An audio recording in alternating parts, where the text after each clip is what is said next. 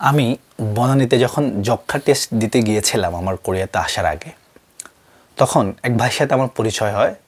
উনি আমাকে বলল যে উনি 2013 কি 14 সালে উনি কোরিয়াতে আসছিলেন। তখন ওনার বয়স ছিল মনে হয় 21-22, এরকম, ম্যাক্সিমাম 21-22, এর কম হতে পারে। তো উনি আসার পরে কোরিয়াতে সম্ভবত অনেক কষ্ট করে 2 থেকে 3 বছর ছিলেন, বাড়িতে টাকা পয়সা দিয়েছেন। পরে বাবার সাথে রাগ করে উনি দেশে চলে গেছেন কোরিয়া থেকে। তো এখন উনি বর্তমানে দেশে বেকার আছেন এবং এদিক সেদিক ঘোরাফেরা করতেছেন, মনে হয় অনার্সে ভর্তি হয়েছেন এমন কিছু। তো উনি আমাকে বলল যে উনার জীবনের একটা বড় ভুল ছিল ওই সময় কোরিয়া থেকে চলে আসা।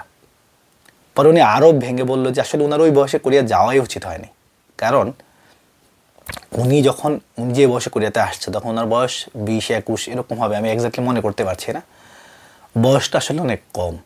এ সময় মানুষের শারীরিক এবং মানসিক অনেক কিছুই তখন পরিপূর্ণ হয় না। তো উনি কোরিয়াতে আসার পরে ওনার ফ্যাক্টরিতে ওনার মালিক ওনার সাথে দুর্ব্যবহার করতো, ওনার ভাষ্যমতে আর কি। এরপর ওনার সহকর্মীরা ওনাকে টিস করতো, মানসিকভাবে টর্চার করতো। পরে উনি এক প্রকার বিরক্ত হয়েই অনেক কষ্ট, মানে যে 2-3 বছর ছিল উনি অনেক কষ্ট পাইছেন, পরে উনি চলে গেছে আর কি। এখন আমার প্রশ্ন হলো, আপনাদের ঠিক কত বছর বয়সে কোরিয়াতে আসা উচিত বা আসলে সবচেয়ে ভালো হয়?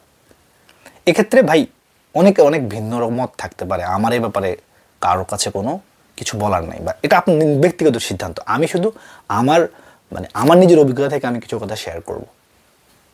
আমার এক পরিচিত ভাই আছে, আমি এক বড় ভাই, উনিও 2013 সালের দিকে কোরিয়াতে আসে, 18-19 সালের দিকে কোরিয়া থেকে আবার চলে যায়।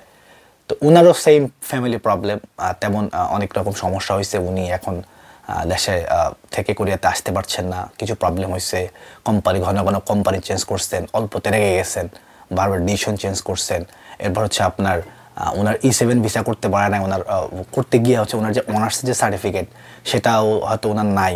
মানে সার্টিফিকেটও যেরকম, কারণ কম বয়সে কোরিয়াতে আসলে যা হয় আর কি, আপনি ম্যাক্সিমাম HSC পাস করতে পারবেন। হ্যাঁ, তো আমি যেটা বলবো, কম বয়সে কোরিয়াতে আসলে কি কি সমস্যা হয়। এখানে কম বয়স বলতে আমি 22-23 বছরের আগের কথা বলতেছি, 22 বছরের আগের কথা বলতেছি।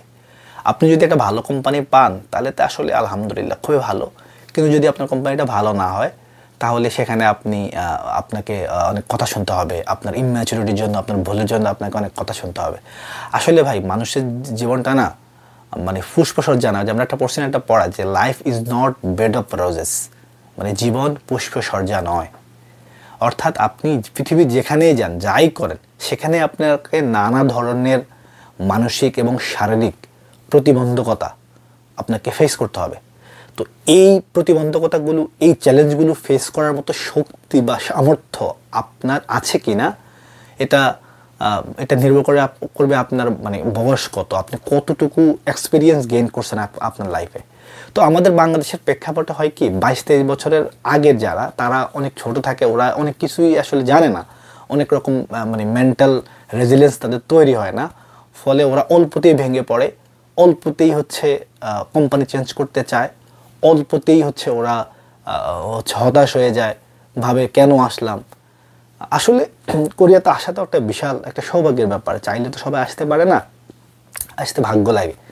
তা আমার সুপারিশ থাকবে, আপনারা ইন্টারমিডিয়েট শেষ করার পরে যখন অনার্স এবং অনার্সের সেকেন্ড ইয়ার যখন থাকবেন, ফার্স্ট ইয়ার বা সেকেন্ড ইয়ার বা থার্ড ইয়ার, তখন থেকে আপনারা ভাষা শেখা শুরু করেন, এবং অনার্স যখন একদম লাস্ট ইয়ার থাকে তখন আপনারা পরীক্ষা দেন।